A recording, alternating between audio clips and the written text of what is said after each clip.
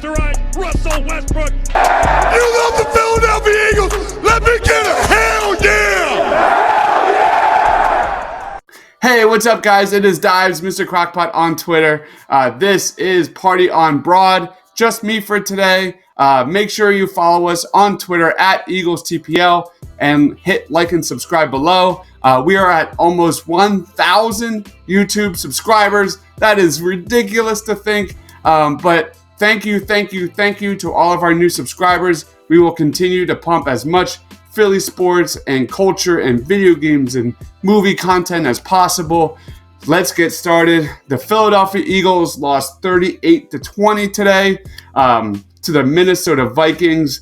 The first quarter woes, man. That's got to be my first take on this game.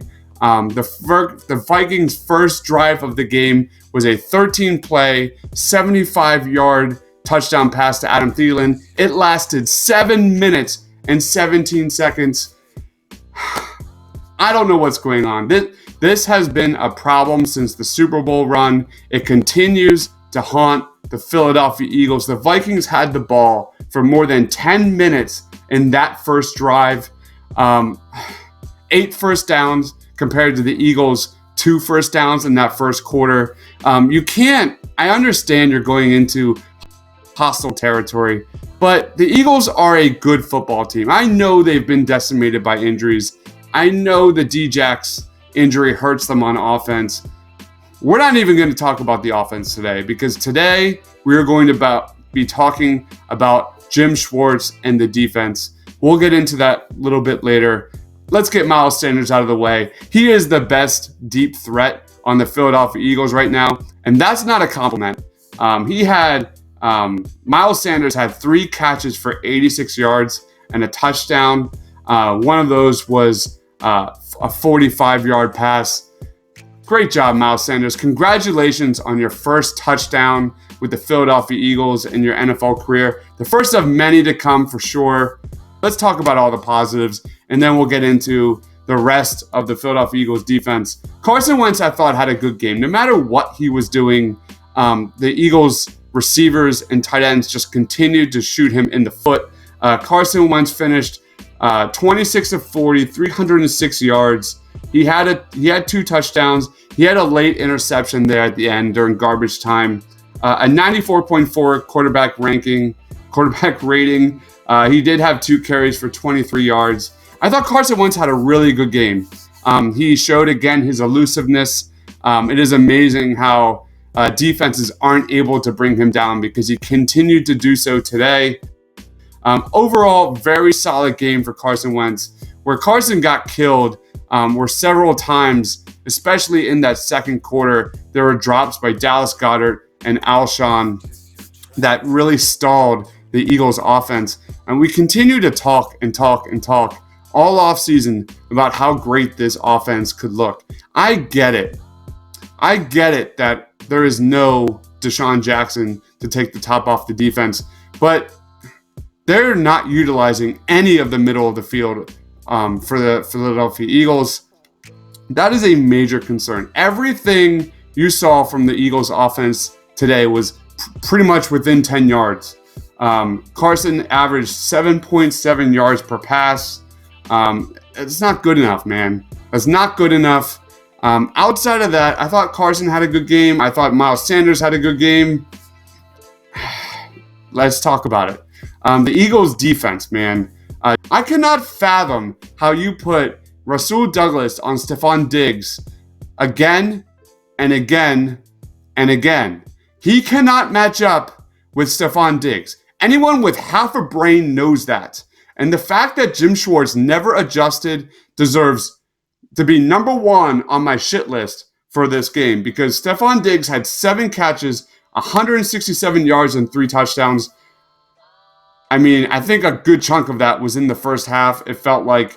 But Stephon Diggs killed the Eagles today. It was just a brutal performance by Sidney Jones and Rasul Douglas. These guys, they don't got it, man. I don't know what to say. I get Rasul Douglas. He's not fast enough. He shouldn't be on Stephon Diggs in the first place. These guys don't got it. And if no matter what Deshaun Jackson does to the offense, is the defense is in shambles. The other huge negative I have to go to is Zach Ertz. Zach Ertz, from the very first snap, showed that he did not belong on that football field. Not just the defense. The defense was ill-prepared for this game, but Zach Ertz was clearly not prepared. He finished with 4 catches and 54 yards. I get that Deshaun Jackson hurts his performance, but it is important to say that his performance all year long has been mediocre at best. We went on and on and on. We killed and killed and killed Nelson Aguilar for that game, like in week 3. This is the game Zach Ertz better get a fair share of criticism through social media, whether it's on the radio or Twitter, because he was god awful. He looked like a deer in headlights all game long. He had that fumble at the very end of the game. Zach Ertz, where are you, buddy? We are now joined by Shane. You know him on Twitter at Gus Chiggins and Twitch at Gus_TPL, right? What's going on, man?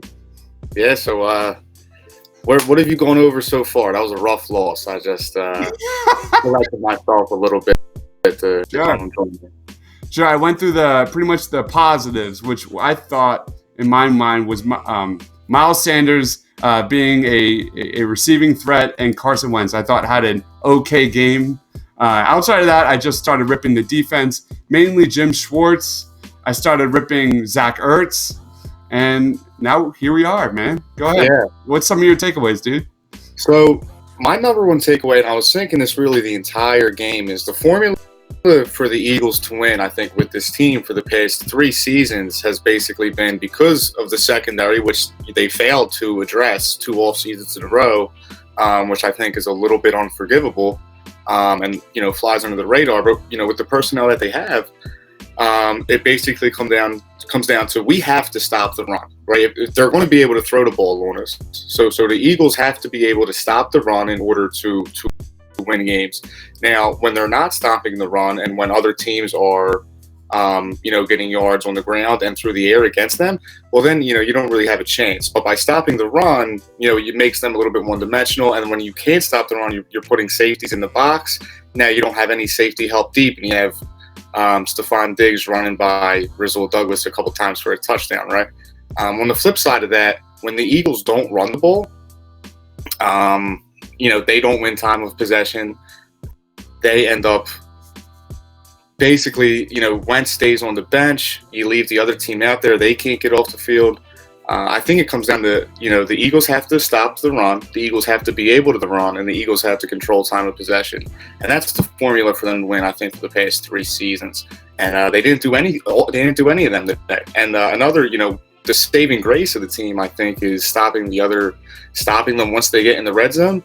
There was no long, 4th down, 4th and goal series at the goal line this week.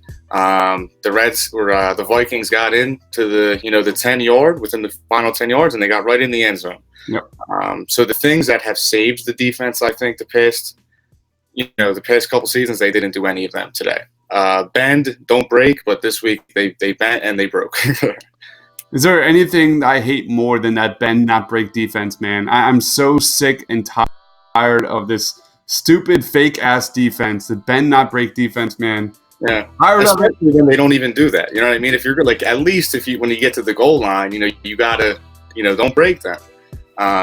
But they weren't able to really accomplish any of that this week. It was a piss poor performance, I think, across the board, man. I was talking a lot. We talked a lot about I talked a lot about Rizzo Douglas just now, and it's just, I get that he's not fast, and I get that he's probably not playing in a role that he should be playing in, but there's zero excuse for Jim Schwartz to not give this guy any help whatsoever on defense.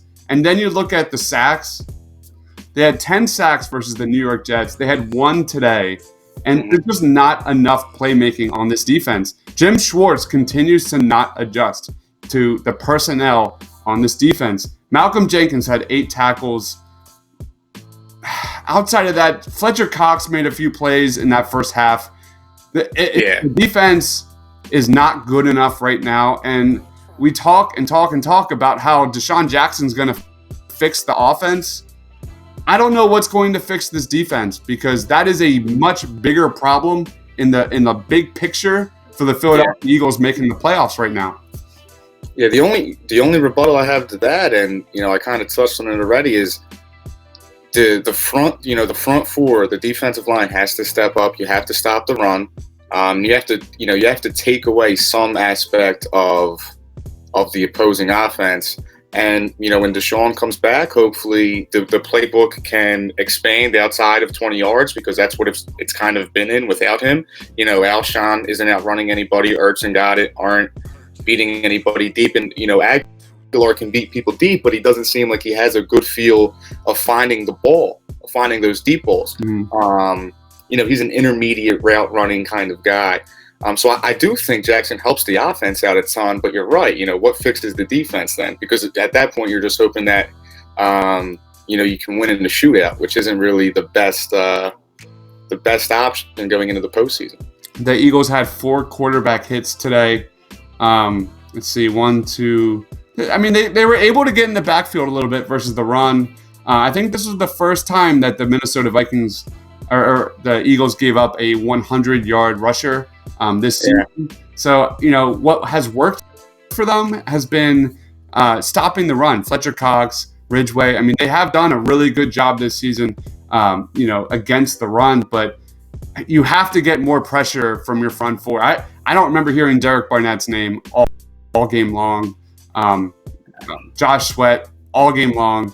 But I want to talk a little bit about this offense with you, man, because that's what I get so frustrated with.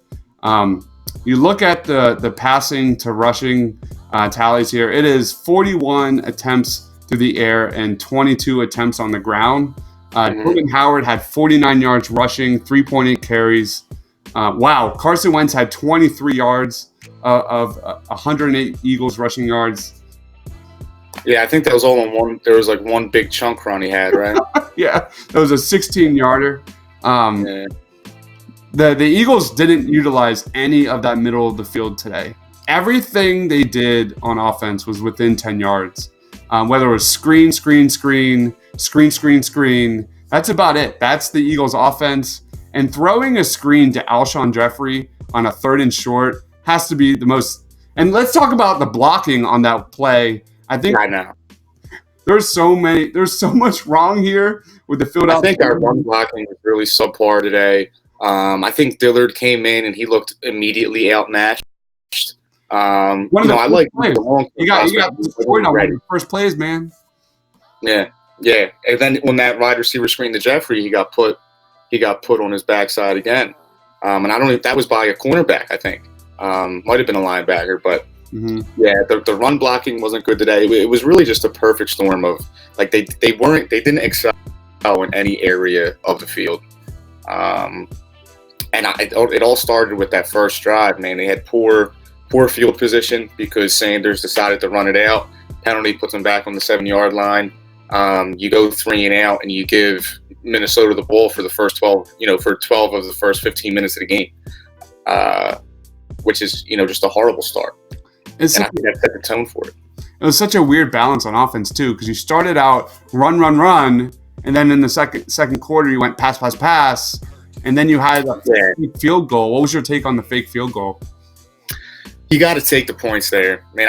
And especially because it seems like Goddard has to go to the end zone if you're not, because if he catches the first down, well, now you're running up, you got to spike it, and then what are you going to do? Take a closer field goal? So the fact that Goddard doesn't even run to the end zone there, the play doesn't make any sense to me.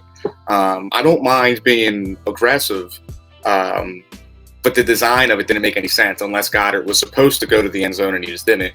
Because otherwise a first down doesn't really do you any good there, and you might as well just take the points. So that didn't really add up to me. What was running through your head when you watched it live? I was clearly take the points. It was, you had momentum in your favor a little bit, and it even kind of still carried into that second half. I mean, you had looked good in the beginning of the second half. They were moving the ball. You had a 23-yard pass to Aguilar.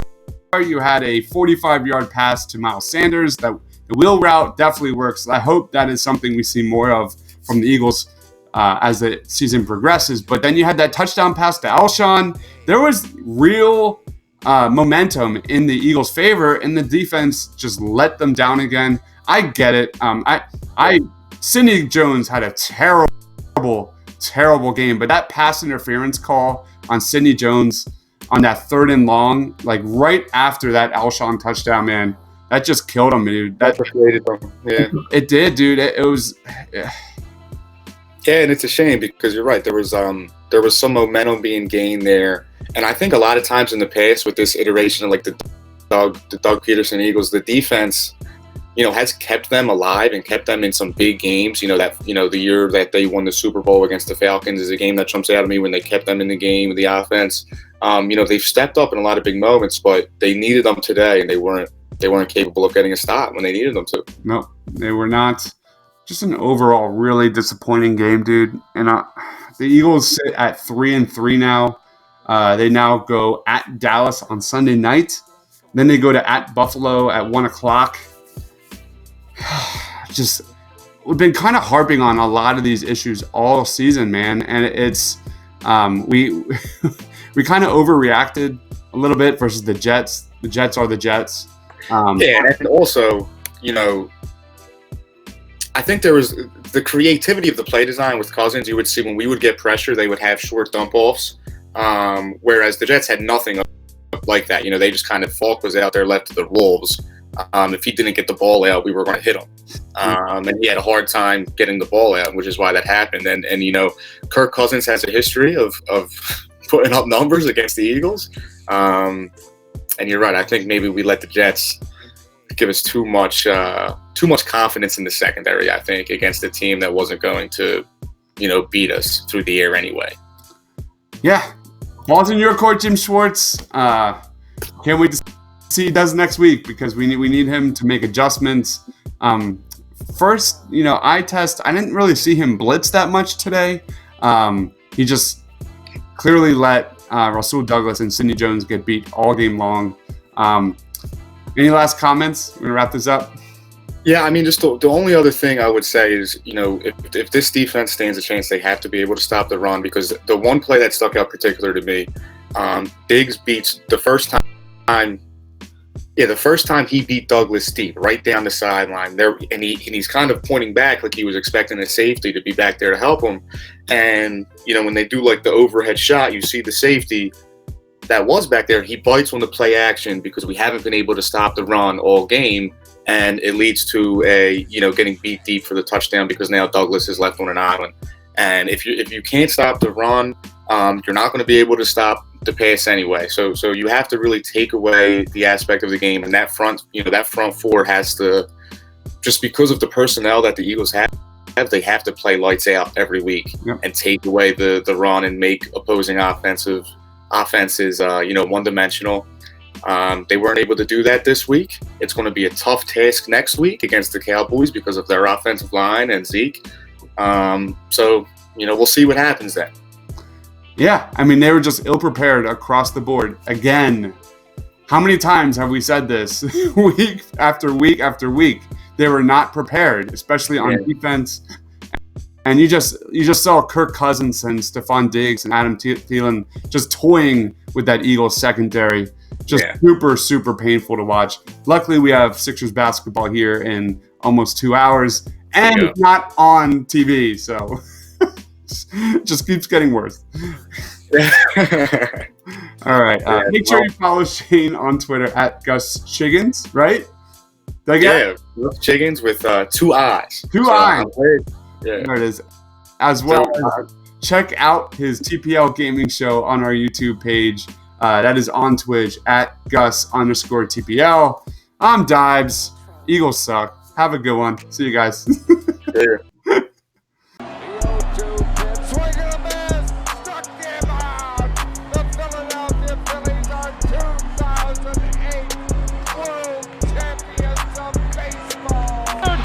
Sixers win it! Wow! Oh man, and being just posterized, Russell Westbrook. You love the